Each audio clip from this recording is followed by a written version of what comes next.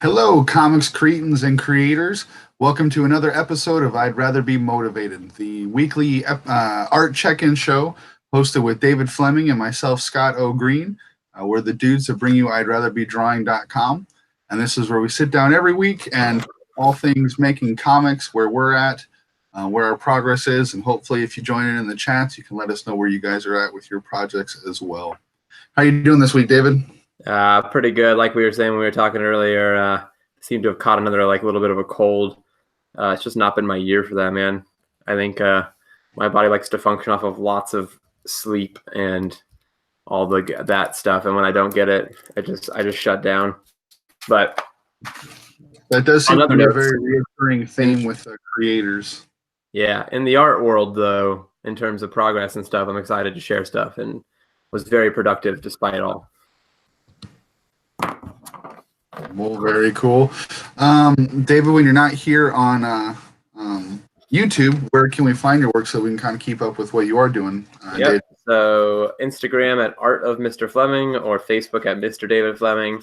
Also a store envy, and there is a link in the bio to the Kickstarter that just ended for my book Analog Missions. And we talked about this in the last show, but I set up a pre-order system through my store envy. So you can go to my Kickstarter still and still pre-order the book, even though it's not technically out yet. Pretty awesome, man. I love it. Hey, we already got Ronnie in the chat. What is up, Brother Red? Nice to see you. As for me, when I'm not here at I'd Rather Be Drawing's YouTube channel, you can find me most of the time, excuse me, on Instagram at Mr. Green Draws. That's mr.greendraws. And then on Facebook, we also have a page for I'd Rather Be Drawing, so you can search that there.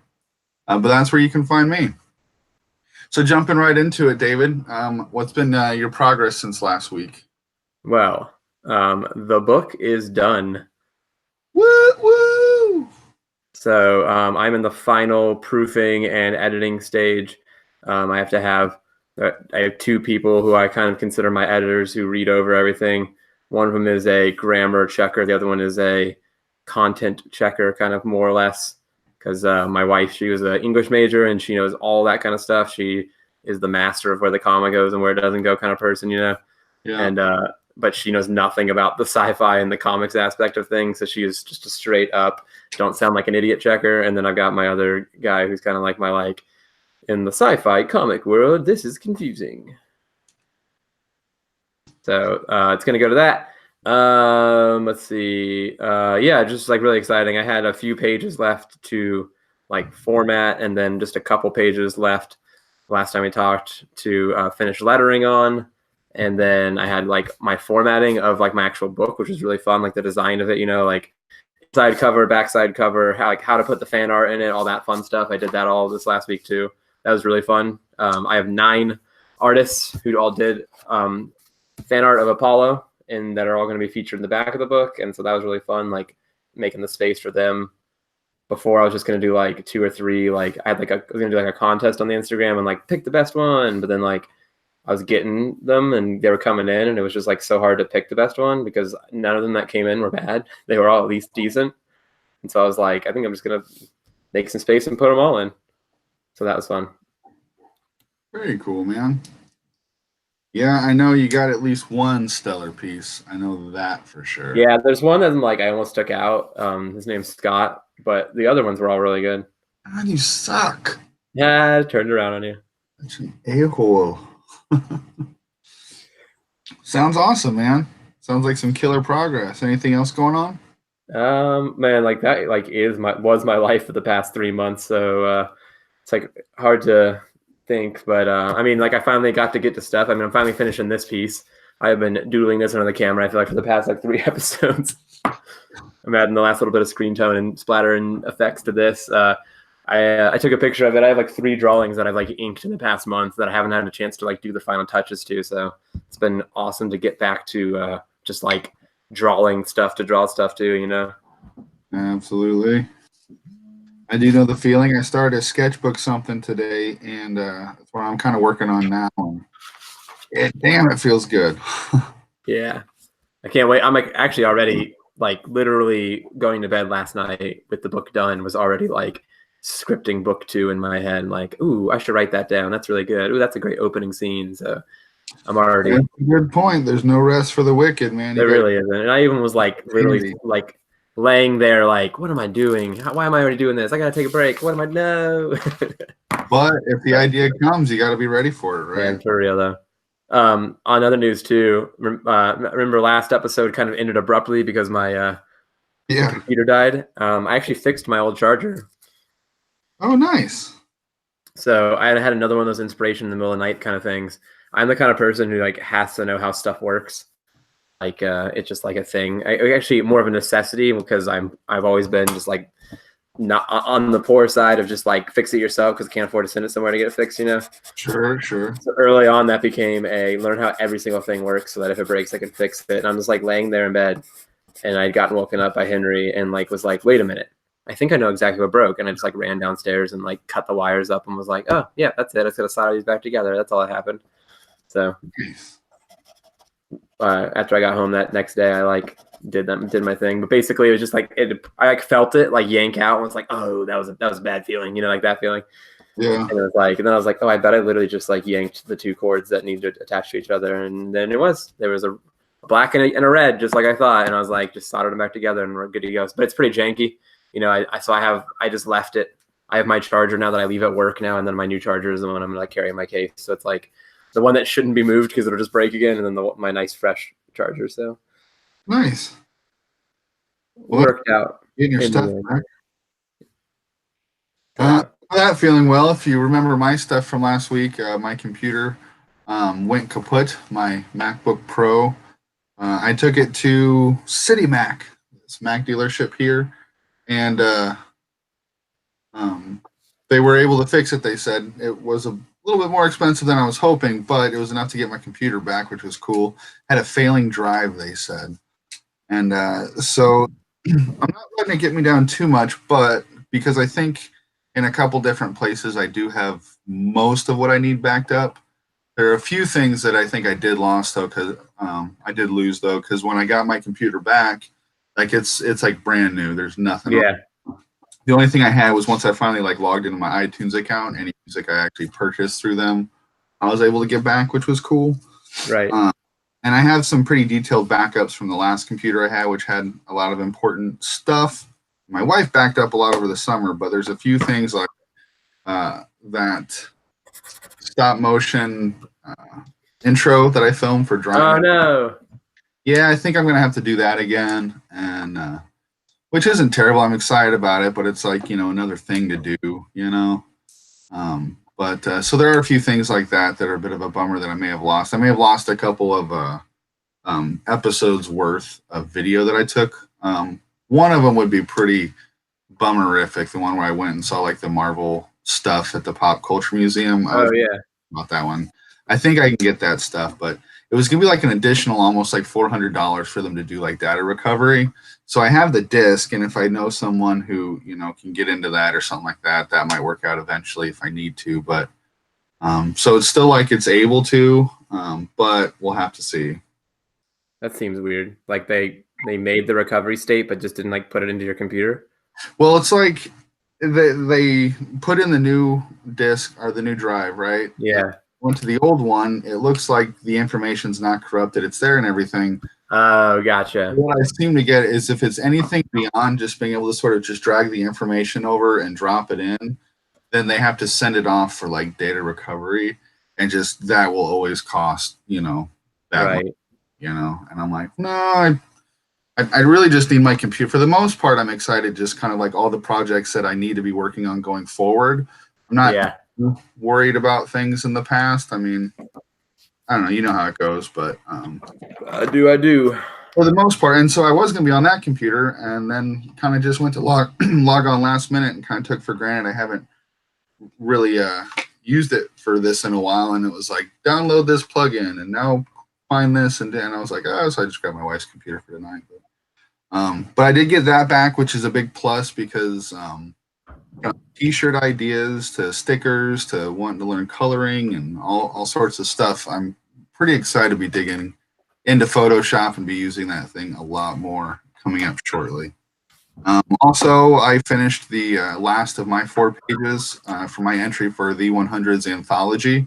So just want to give a shout out real quick. If you follow hashtag the100s, spelled THEE100S, or hashtag the100s Anthology, or hashtag Werewolves and Unicorns, any of those ways you'll be able to see like 30 different artist interpretations of werewolves, mythical creature, or werewolves, unicorns, and other mythical creatures.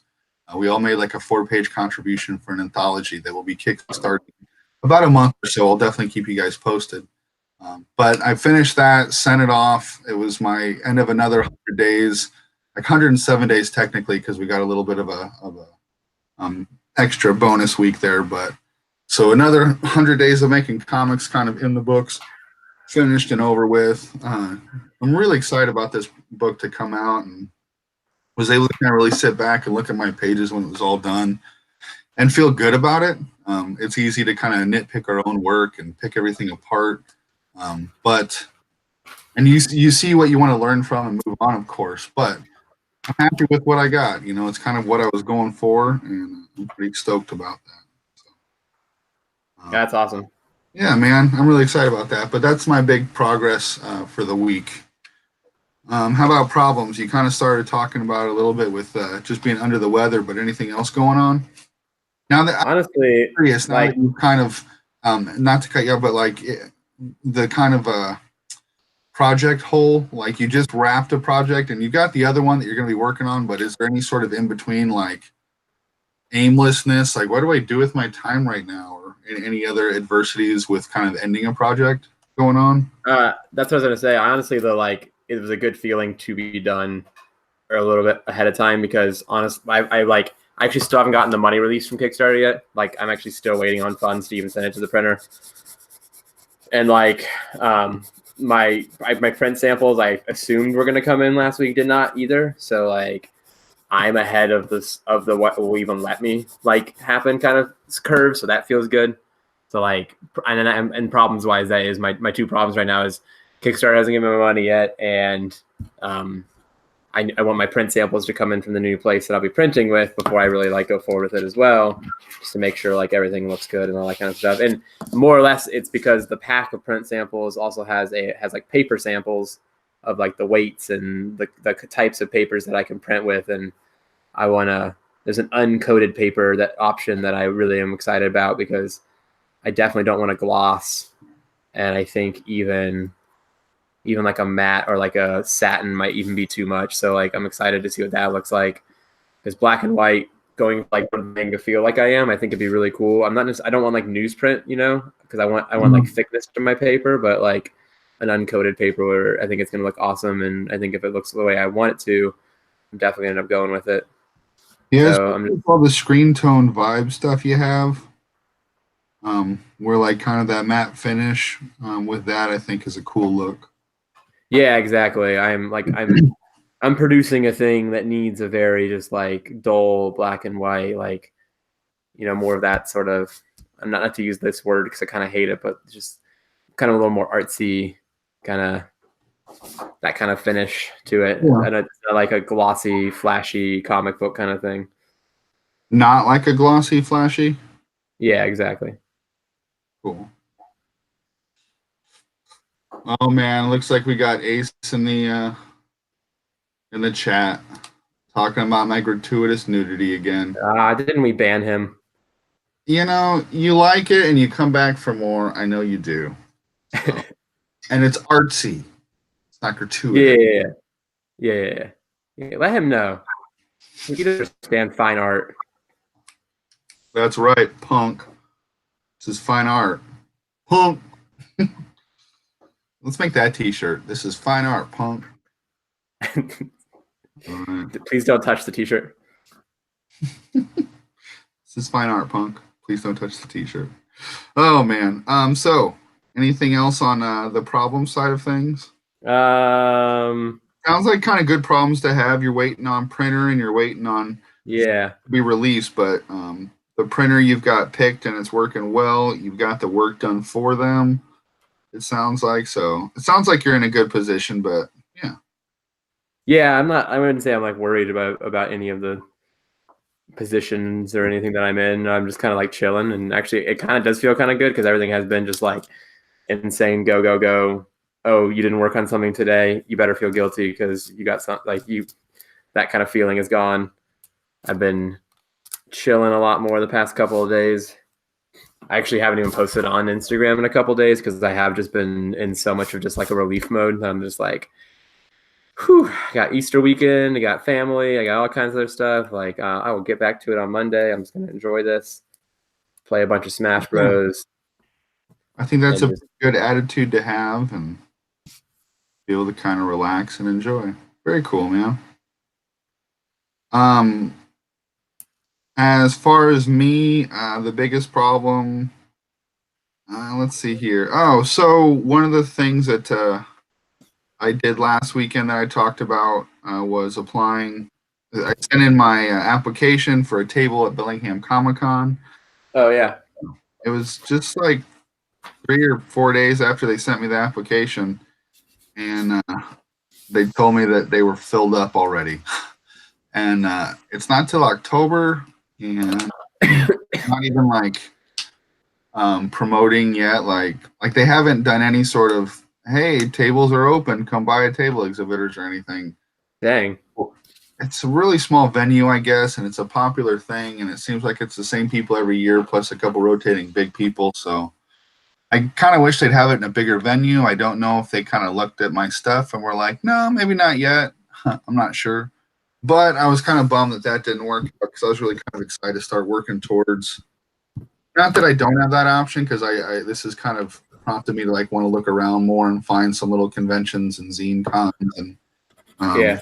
self-published cons and just all sorts of little things. But I really wanted to get into that Bellingham con. I've lived here for 2 years now and tried last year and this year, and really thought like it was plenty of time this year because it was like so much before.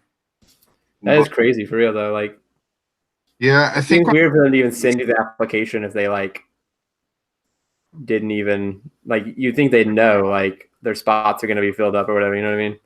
exactly. That's why I was kind of like, did they just look at my stuff real quick and maybe go, he doesn't look professional enough, or I'm not sure. Like that was their nice way of saying no, that like they were just filled up right now. Yeah, who knows? But we'll see. I kind of like for next year, like the day after con, not to be a jerk thing, but just like from what I've seen with comic creators who make it, they send a packet to Marvel like every month for like 2 years or a year. And so finally someone's like, oh my gosh, just give him this Rocket Raccoon book so he leaves me alone, I'm thinking just next year, like the day after con, I have the application thing, just send in the application. And then just like every month, send it in again, and hopefully it's just like, gosh, this guy again. Okay, give him a table in the corner.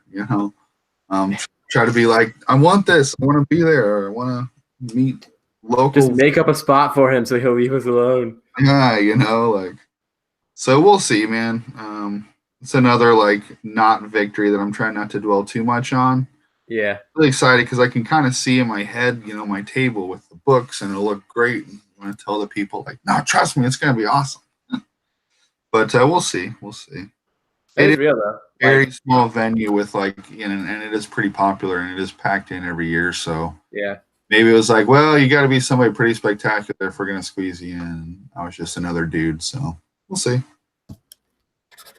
I would think you would look good to a convention. You've got like you said, you've got tons of books under your belt. You know what I mean? Like, well, you got all kinds of. I hear you.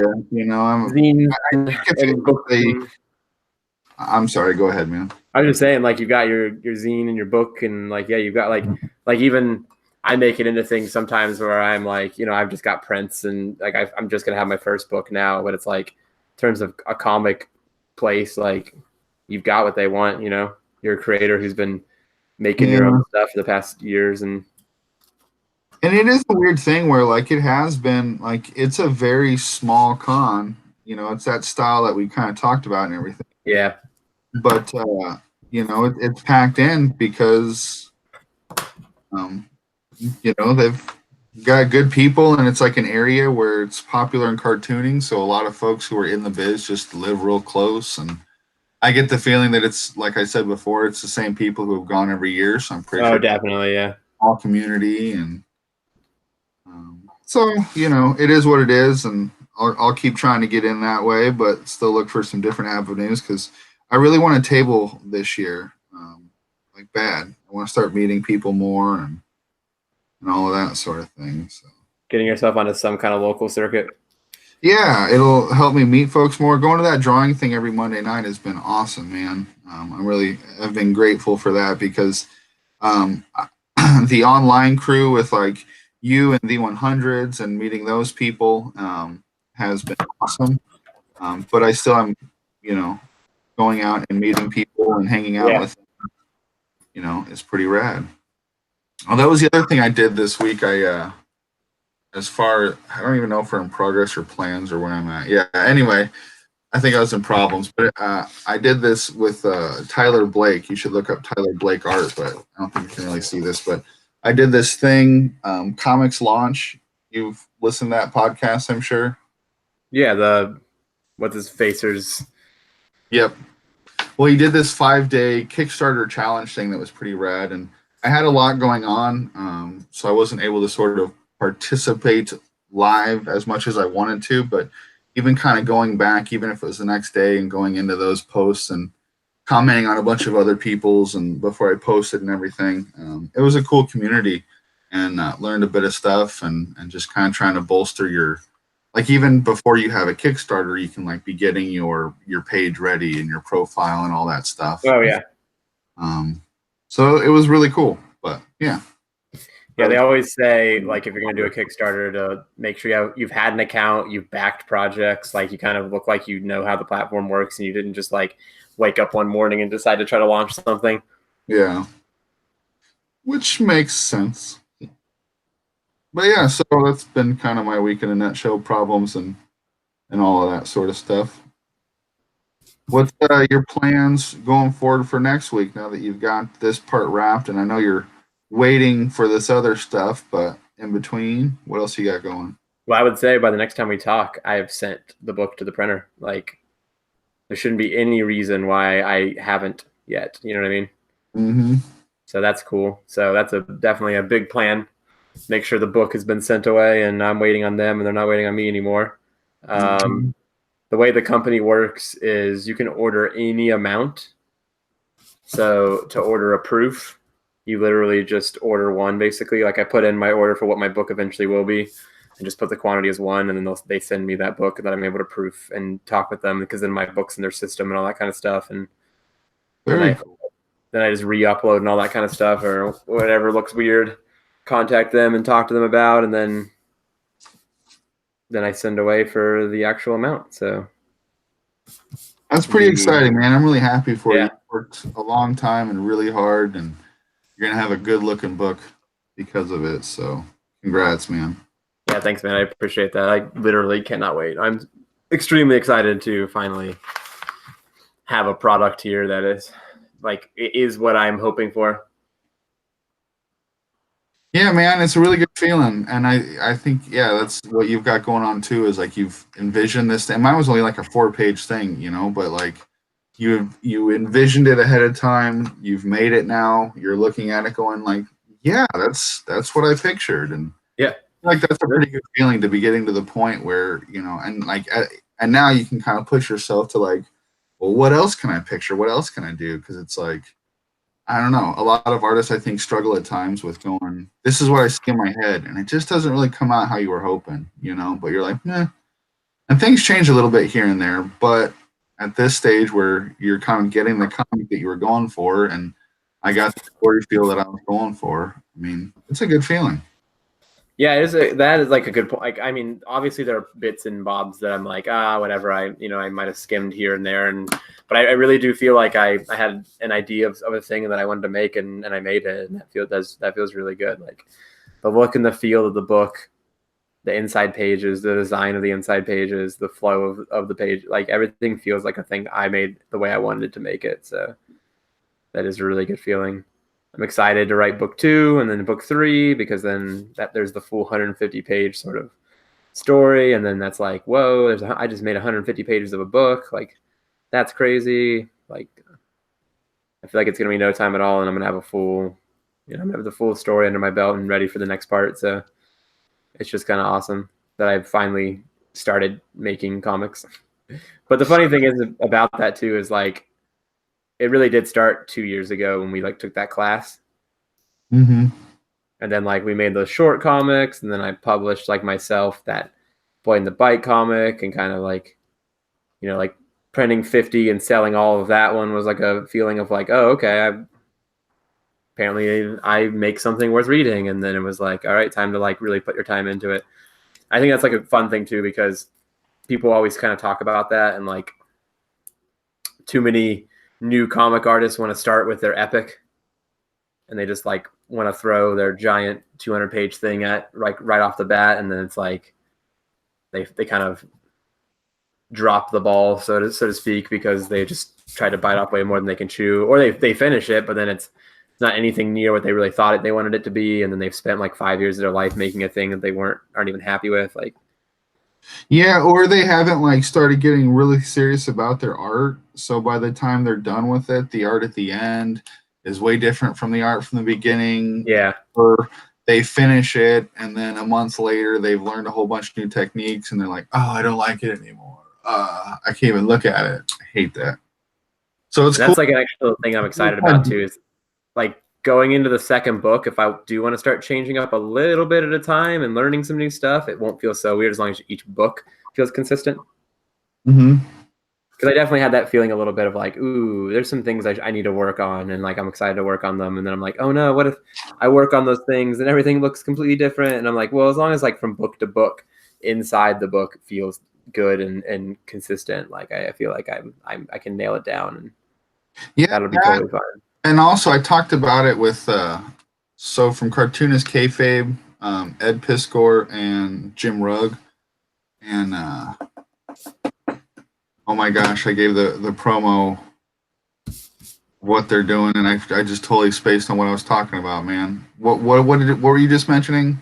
Like the next book might look a little bit different because I'll get Oh, better at okay, the yeah, thing. yeah, using like different techniques and it not like being drawn. Gosh, sorry. Um, but yeah, like using it at like the proper moment. So where he like generally sticks to pretty rigid paneling and grid systems and golden ratio and all that. But then he gets to a point where like the person's like sort of broken out of their situation and they're going to like a punk rock show. So for those, he's not using rulers and he's experimenting with his grid system. So it's like it's cool ways where people can push themselves, but you don't necessarily have to do like your whole book different or partway through to just sort of change your materials. You can go, okay, I have a dream sequence here, so I'll use watercolor washes in this one, so it's more dreamy, or So I think finding little story ways like that to experiment and push yourself can be really cool too.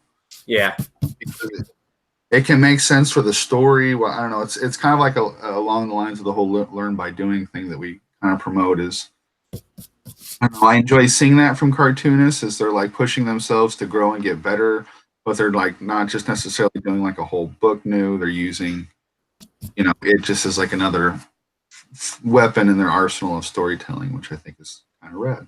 like here's a really good example. This is the very first time I've ever done this technique that I'm doing. You see what I'm doing here? Yeah, what are you doing? This eraser is a sandpaper eraser. And so you're like, what? I'm like burnishing out parts of the screen tone here to almost like shade, like a faded kind of look. Oh, so it's like a little sander for screen tones. Yeah, more or less. So it's actually an ink eraser. Like if you need to like kind of sand off the top layer of your paper because you miss a bit of ink that like won't sort of white out. It's like an old like, but so I this is like this crazy thing happened, and my sister was like cleaning out like a closet of like her old art supplies, and there was these like hilarious like how to draw manga books like from like literally probably when I was like 5 years old like to like 10. We like read the crap out of manga as like little kids. Mm-hmm. And they were like ancient, super old looking manga books that were like and they were like there was one of them was straight up like how to use screen tone, and I was like, wait, what? And like I looked through it and found all these like crazy tips and techniques of like ways to kind of like make screen tone look certain ways and like techniques and different materials and tools. And then I was like, whoa, I wonder if I can literally I wonder if the sandpaper eraser thing is still a thing. And I looked it up and it's like drafters use it to like erase ink. That's awesome. That's a great idea. A little more organic look out of a sort of machine-looking uniform prop. Just used it for the first time there to kind of create that flame effect. I love it. Very cool, dude. But that's kind of like my thing. It's like I feel like I'm going to learn this. Like I literally just started using it, loved it, and was like, cool. All right, it's going to my comic. And then there was a feeling of like, maybe I should have become a little bit more of a master of that thing before just like throwing it into my comic. But it was like way too late for me to go back on it. And then there's like a feeling of knowing I'm gonna get way better with it. I also realized way later on. So I've been doing it all traditionally, except for like probably the last chapter of the comic was actually done very digitally. And then I realized that there's some things digitally like and physically that I like. Like it's almost like I screen tone a little bit physically now, and then I do most of it digitally because like one, it's expensive. Yeah. But like two, there's like all these like cool things I can do with it as a digital technique, and then it looks exactly the same too, because like I literally scanned in like pages that I had bought to make my screen tone textures. So like I use my new scanner that I got that like picks up all the little bits and details. So they look exactly like they do when I lay them down like physically, but then there was like stuff I can do with them digitally, like soft erase and other things, things like that. Like kind of like what I just did there, but like there's like a different look to it, obviously, when you do it by hand. That's super cool. And just to let you know, I know I've talked about it a little bit, but I think anybody out there making comics should know about it. Circworks.com from Scott Cirkland. If you go to circworks.com, you can sign up for his newsletter. And in just doing that, it grants you access to his comic maker starter kit. And it has fonts and word balloons and bubbles and motion lines, some digital brushes, and it has some like a range of like 7 or 8 different screen tones. And they're all ones that are made by him. So they're not going to be that, you use the screen tone in Photoshop and people go, oh, Photoshop screen tones, huh? They're going to have a different look because of it. And I actually got some pretty cool compliments on the font I used that was just free through that for my 4-page Fantastic Geographic story. People were like, that's pretty cool. Where'd you get that? And asked me if I had done it by hand, and I hadn't, and I had wanted to originally, so I was pretty happy with that. But yeah, you should check it out, man, because it's more where you can get some screen tones that not everyone's going to have. So when you do them digitally, you kind of fool people, I think. Yeah, that was part of why I like did what I did too, because I like found files that I could pay for that were like people had already scanned in or like things like that. But I was like, man, if I just like scan like the brands and the stuff I'm using, it's gonna look a little bit different. So I like, for sure, it was like literally that. Like I wanted to have my like, what does it look like when I use screen tones kind of thing. Yeah, it's a cool idea to kind of be able to mix the two, digital and traditional together, which I think is always, once again, just more weapons in your arsenal of creation. This is fun. This is a draw it in your style of a guy that I started following not long ago. His character's name is Splatoad. Splatoad. Because he's like a frog with a bomb for a head, and like he has like his little quiver of matches here. Nice. And I like kind of did my like put like a urban parka jacket Adidas thing on him kind of thing that I like to do.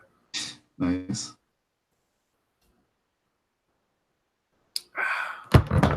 So I don't know if I talked much about plans or whatnot. I don't think I really did. Yeah, all right, go for it, man.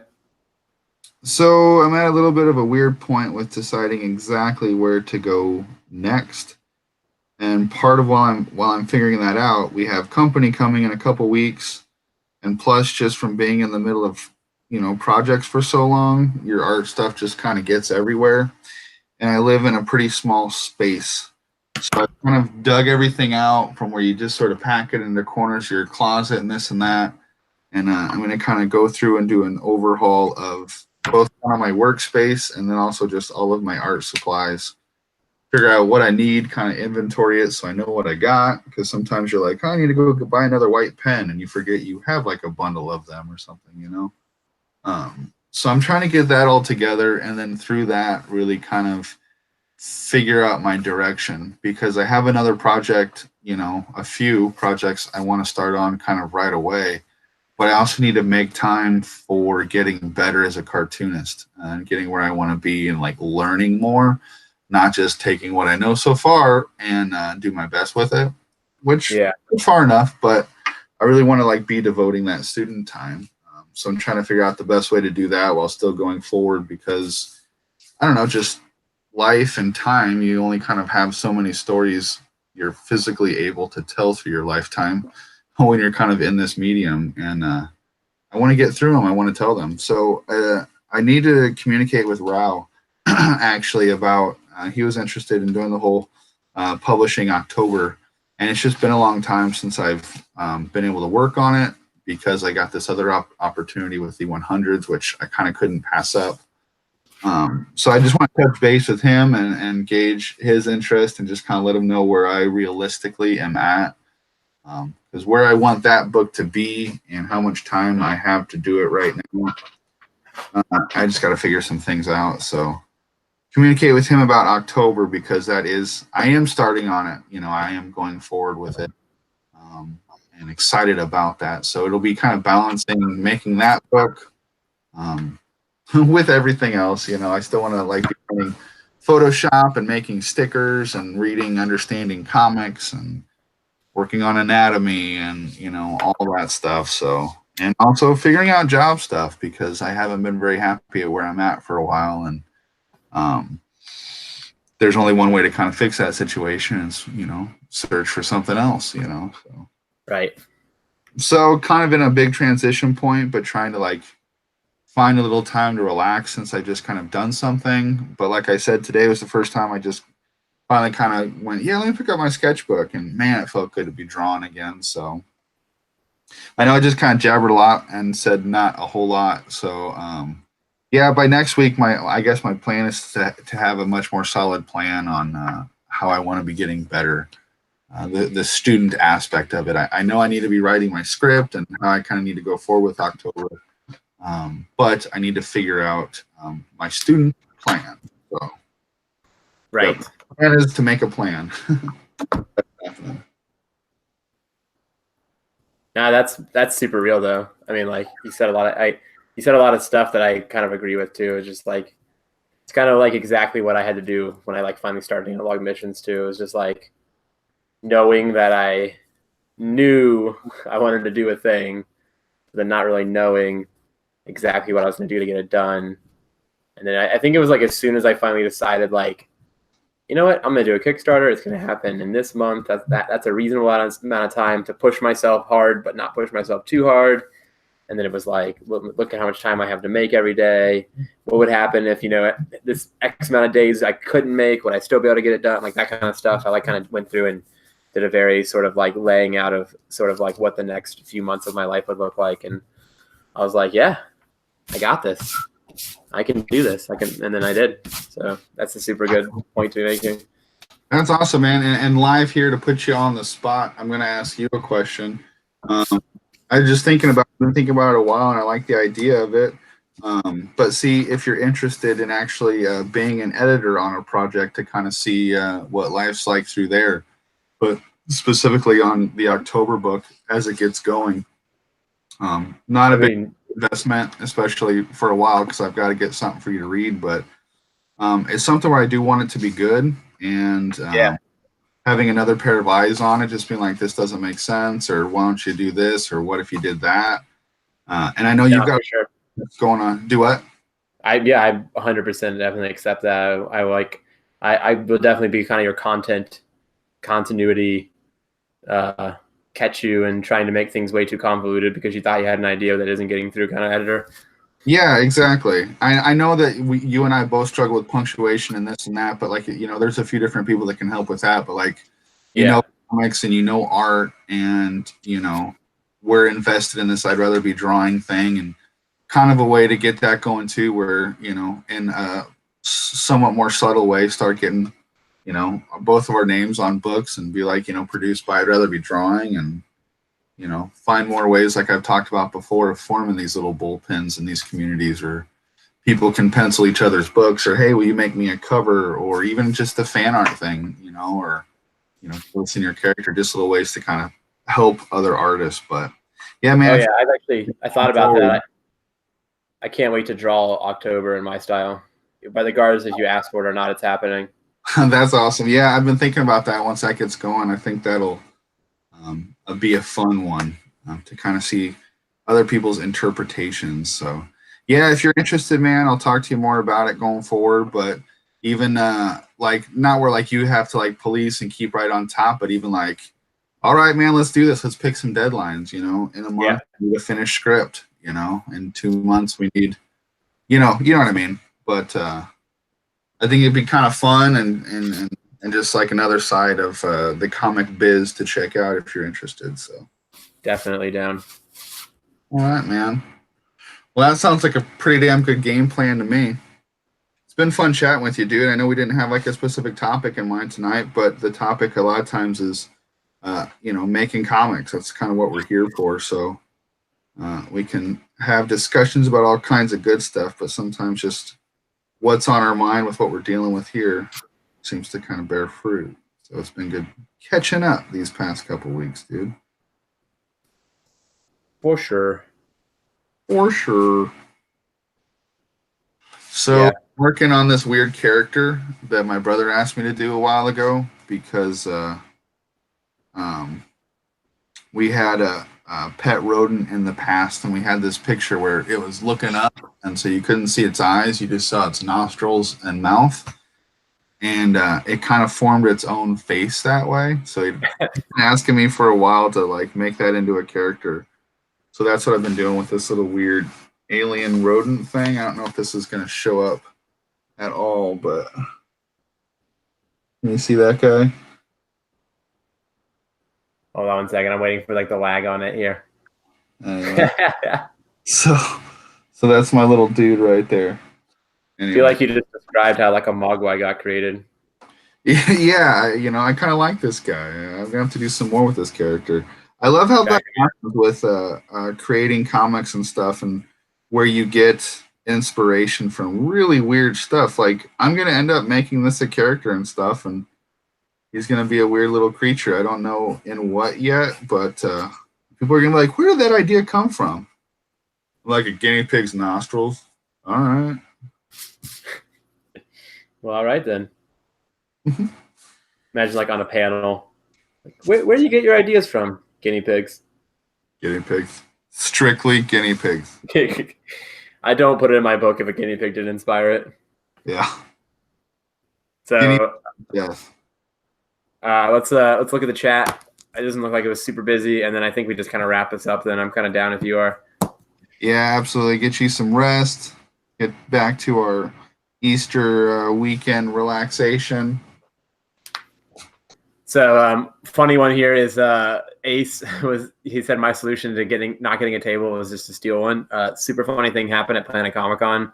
Straight behind our table there was a table space where like the first day there was like, I think there was a name tag on it, but like the second day they had taken it off and then no one had touched the table, and it was just like an empty table behind us. And Ace had been like emailing them like all the way up to the con asking if anyone had dropped out so that he could like get a space, and they were like, "Nah, we're full." So he straight up just like took Rouse comics and like laid them out on the table and was like signing Rouse comics and like selling them from behind us and on like a blank table that no one had. That is genius. Way to go, man. It was hilarious because it was like the way that the tables are set up at Planet. It's like 3 tables like this in a row like that. Yeah. And like 3 tables straight behind it, and it's that's like boxed in. So it's like my back is to this. So it was like this table right here was just like we were already in the zone of it. You just had to like crawl underneath the little thing, and it was like table, and you just like set his crap up. It was hilarious. He like got interviewed by some guy like with a video camera who like walked by and saw the comic like at the table space that wasn't even his. That's awesome, dude. Way to go. I love it. See, that's what you got to do to make it in the comics business. There's no like one way to do it, but it does take stuff like that, I think. So Gotta Yeah, I feel buck like up and go for a it. really funny story there of like to tell her like, how'd you get into the business? Well, there was a blank table and I just put my crap on it and acted like I belonged. Just pretending like I belonged, and it worked. Yeah, so just reiterating, I'm definitely down for Planet Comic Con this year. I want to make that. All right, See awesome. if we can't get like 3 tables in a row or whatnot, and just Yeah, that sounds take up great. a whole row, or 4 tables, whatever we got to do. I'd rather be drawing teamed up with Brow Publishing. Are you still? Oh, Oh, okay. I thought you cut out again. I was like, man, did you bail out again? no, I am losing it, man. Yeah, I need to You just got one of close those. this up and I'm like about to fall asleep, man. All right, man. Let's wrap this up. You guys know where to find us. We've said it every time, and we thank you for joining us here. Thank you guys for being in the live chat. You guys are the best, Red and Ace. Check out both of their channels. Ronnie is in the middle of 100 days of making comics right now, which is daily, every day for 100 days. You work at least a half hour on your personal comic project. His is cool because it's like a whole digital book, motion animated thing. And then you post to social media about your progress. And he's been rocking that. And then Ace there for Comic Den, you can see in the chat. Click on his channel. He makes a lot of awesome content for comic lovers because he reads comics and then talks about them. Yeah, just kind of a chat show about this medium that we all love. I highly recommend it. Real quick, did you read anything cool this week or watch anything interesting that you recommend? I started watching a new anime called Dororo. I think maybe two. It's Drororo, and it's a really rad samurai one, and it's about like a guy who makes a deal with the demons, and they're like any price kind of thing, and like the classic like the price is your firstborn child kind of thing. Ooh, that's always So good. but he does it purposefully knowing that that's what they want, and he just like has his firstborn and is like when he sees it, like it's born with no eyes, no limbs, and no skin, but it's like alive. Okay. And he sees it, and like it's like this, like there's like a scene where he kind of like smiles like, ha, like I don't care, I knew you were gonna take my firstborn, I'll just have another one. Like he was just like 100% willing to sacrifice his kid basically. And then there's this guy who makes prosthetic limbs, and he like is like atoning for his sins by like going to like places with like just the battlefield is like just covered in dead bodies and putting like prosthetics on the dead bodies to honor them basically. Weird. He builds like a full prosthetic, just like basically like body for like the baby. He like finds the baby like with no limbs or skin, and like makes like a weird doll mask for it, and then like all the fake limbs, and then the more that it kills demons, the more of its limbs like start growing back and stuff. And like I'm on like the 3rd or 4th episode. It's super gnarly. Sounds pretty rad, pretty crazy. I'll have to check it out. I still need to check out Love, Death, and Robots. So Yes. things about that from other people, so totally down. I just gotta check it out. For me, my recommendation is comic based. I think I talked about having picked up some last week, but I got some more. X-Men Grand Design by Ed Piskor. He's an awesome cartoonist. It's a book that's so much fun to read. As you open it, you get definitely an old school vibe to it on kind of what you talked about, older paper, but not newsprint, more matte finish and kind of artsy. It's a great book that has like it's a big 2 book, it's a Marvel X-Men book, but it has like an awesome indie comics vibe to it, and just real inventive way, kind of these 12-panel grid systems a lot, and it moves quickly. And if you're a fan of the X-Men at all, it's just so much fun to kind of read through the grand design of it all. And I highly recommend this book by Ed Piskor. Reading Rainbow. I feel like you have a little animation. The more you know. Da-da-da-da. All right, man. That's all I've got. I really appreciate you guys coming and joining us on I'd Rather Be Motivated. What was this, episode 32, I believe? Yep, the Egg Extravagant Extra episode. Absolutely, our Easter extravaganza. So I hope everyone's having a great day with family, with their art, with their comics, with whatever you're doing. Enjoy yourself and And if you are a creator, get drawn. Get back to the drawing board. And thanks for joining us. All right. Yeah, David. Check the show notes. Check the links. Catch you guys next week. Sign up for the email. Peace.